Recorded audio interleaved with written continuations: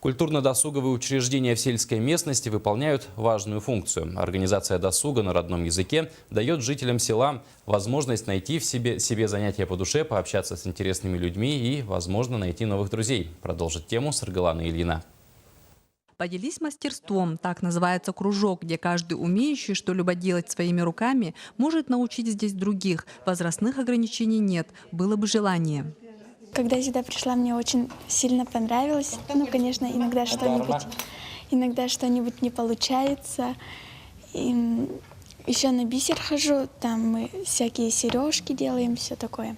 Не первый год занимается женщина лоскутным шитьем. Оно широко распространено у многих народов, имеет вполне историческое прошлое. Лоскутное шитье придумали наши бабушки. В те времена, когда не хватало ткани, они выходили таким образом из положения. Шили нужные в хозяйстве вещи, например, одеяла или коврики.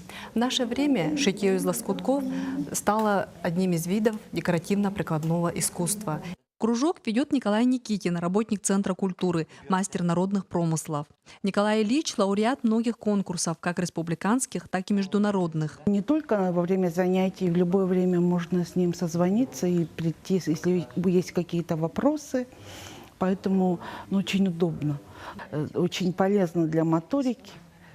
Соответственно, потому что все руки задействованы, все точки рук, соответственно, в общем-то, это на все влияет только положительно. Лоскутное шитье также является одним из видов якутского народного творчества. Коврики, панно, обереги, наволочки на подушки. Этот вид техники шитья применяется везде, вплоть до конского убранства. Сейчас руководитель кружка готовит своих подопечных к улусному конкурсу «Лоскутная радуга», еще и к республиканскому форуму мастеров «Лоскутная мозаика». Саргалана Ильина, Александр Ярков, НВК Саха, Хангаласский улус.